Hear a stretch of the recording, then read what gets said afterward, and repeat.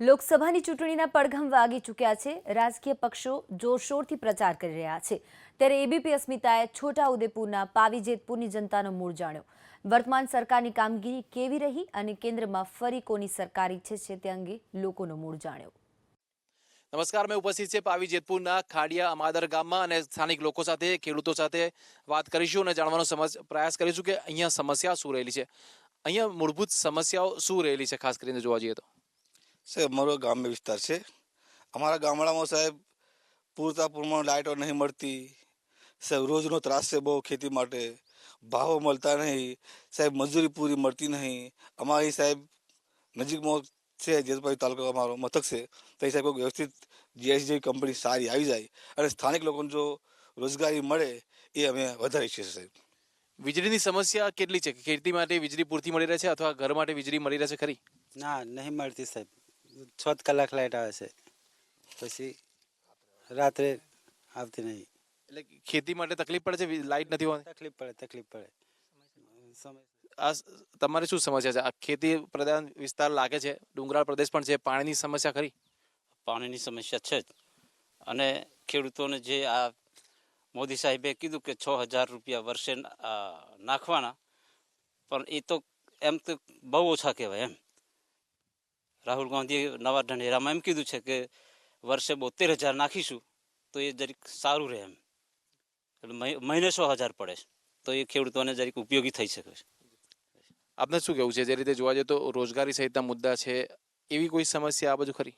હા છે સર, રોજગારી સમસ્યા છે। અહીં કોઈ જીઆઈડીસી કે એવું આવેલું નથી સર, અને અહીં તો એકચ્યુઅલી બહુ સમસ્યા જ છે સર। આ વિસ્તારમાં તમારા બાળકોને ભણવું હોય તો એવી કોઈ વ્યવસ્થા ખરી? એ જેતપુર જવું પણ અહીં ગુજરાતી શાળા ખરી। યુવાનો પણ આપણી સાથે ઉપસ્થિત છે। તમને શું લાગે છે કે આ વિસ્તારમાં એજ્યુકેશનને લગતી વ્યવસ્થા, શાળા કોલેજો પ્રોપર છે ખરી?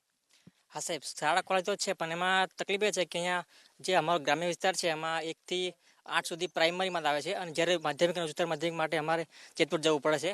અને તકલીફ એ છે કે આખા તેરપુર તાલુકામાં ફક્ત એક જ કોલેજ છે, અને આવી બીજી ઘણી બધી કોલેજ કે ગમે તે વ્યવસ્થા કરવી જોઈએ। મહિલાઓ પણ આપણી સાથે ઉપસ્થિત છે। બેન, આ વિસ્તારની તમે એક મહિલા છો, શું સમસ્યાઓ રહેલી છે? ખેતી પ્રધાન વિસ્તાર દેખાઈ રહ્યું છે, સમસ્યાઓ કઈ આ વિસ્તારમાં? અમારે એવું છે સાહેબ, અહીંયા ખાંડિયા એવું અમારા ગામડાઓમાં કે શહેરી બહેનોને બધી સુવિધાઓ છે, અમારે અહીંયા ગામડાઓમાં કંઈ સુવિધાઓ નથી।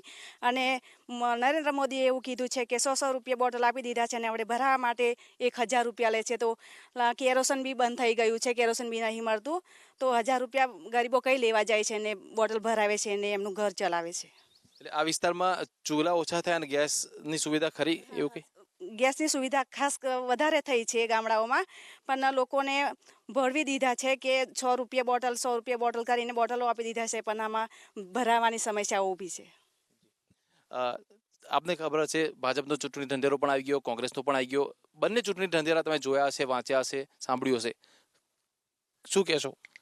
સાહેબ અત્યારે એવું છે, ઢંઢેરો તો સાહેબ ચૂંટણી આવતા જ હોય ઢંઢેરામાં સાહેબ અગાઉ ઢંઢેરો જે ભાજપ સરકાર જે આપ્યો છે તો મને એમ ખબર હતી। 2000 જ્યાં ગઈ ચૂંટણી ગઈ એમાં બી જોયું છે, આજે બી મેનિફેસ્ટો જોયા છે અમે ઘણા બધા લાભો, પણ એમાં સાહેબ કોઈ શક્ય બને એવું છે જ નહીં। જો કરવું હોત તો આજે કર્યું હોત એમને। અત્યારે જે અમારા રાહુલ ગાંધી જે જાહેર કર્યા છે ઢંઢેરા, એ સાહેબ બહુ જોરદાર છે, અને અત્યારે મને વિશ્વાસ છે કે રાહુલ ગાંધીના જેવી ઢંઢેરો ચૂંટણી ઢંઢેરો છે એ સંપૂર્ણપણે સફળ થવાનો છે, અને 100% રાહુલ ગાંધીના સાથમાં અને હાથમાં અમારા એક બે ગામડાની પ્રજા હાથે રહેશે, અને એ ચૂંટણી ઢંઢેરાને આવકારશે, અને એના આધારે એમને મત આપીશું। આ વિસ્તારના સાંસદ કોણ છે? શું તમારા વિસ્તારમાં તમારા સાંસદ આવે છે ખરા? સાંસદ તો 10 વર્ષ થઈ ગયા, પણ હજુ સુધી અહીંયા ગામમાં પગ મૂક્યો નથી અને કોઈ જોયો પણ નથી। નામ સાંભળ્યું છે રામસિંહભાઈ રાઠવા, પણ હજુ જોયા નથી। 10 વર્ષ થઈ ગયા, પતી ગયા, અને હવે એનું ઉમેદવારી હોય એને રદ થઈ, પણ હજુ જોયા નથી। તમે શું કહેશો?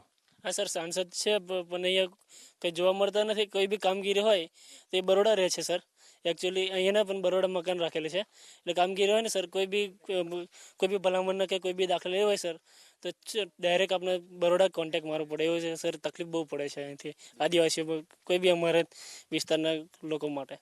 તમે પણ યુવાન છો, ચૂંટણી ઢંઢેરા બંનેના ખબર છે, ભાજપ અને કોંગ્રેસના, શું લાગે છે બંનેના ચૂંટણી ઢંઢેરા જોતા તમારો શું વિચાર આવે છે? સર બીજેપી વાળા છે ને સર ખાલી રામ મંદિરના મુદ્દા લઈને ચાલે. એ 2014ની ચૂંટણીમાં પણ એ આપણે રામ મંદિરના મુદ્દા લઈને ચાલેલા. આ વખતે બી રામ મંદિરના મુદ્દા લઈને ચાલે સર. પણ એ અમારા રાહુલ ગાંધી ઢંઢેરામાં એવું લખ્યું કે 72,000 આપીશું એમ. એ 100% પણ પૂરો કરશે સર.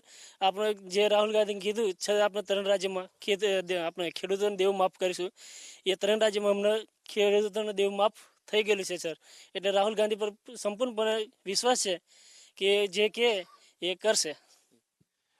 અન્ય મહિલાઓ છે તેમની સાથે પણ વાતચીત કરીએ. આપને શું લાગે છે, આપના વિસ્તારમાં કોઈ સમસ્યા આપને નડી રહી છે, મહિલાઓને લગતા કોઈ મુદ્દા ખરા?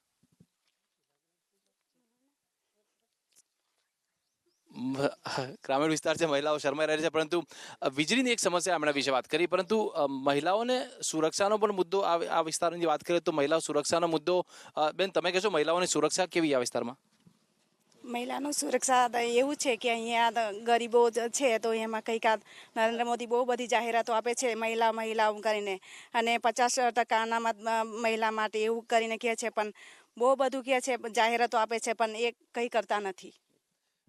આ વિસ્તારથી ડેમ નજીક છે, તેમ છતાં લાગે છે પાણીની સમસ્યા હજી સુધી હલ નથી. તેનું કારણ શું છે આ વિસ્તારમાં? સાહેબ અત્યારે છે સુખી ડેમ સાહેબ બંધાયો, એક શાસન હતું કોંગ્રેસનું સાહેબ, એમાં અમારા ધારાસભ્ય મોહન ચાઠવા હતા.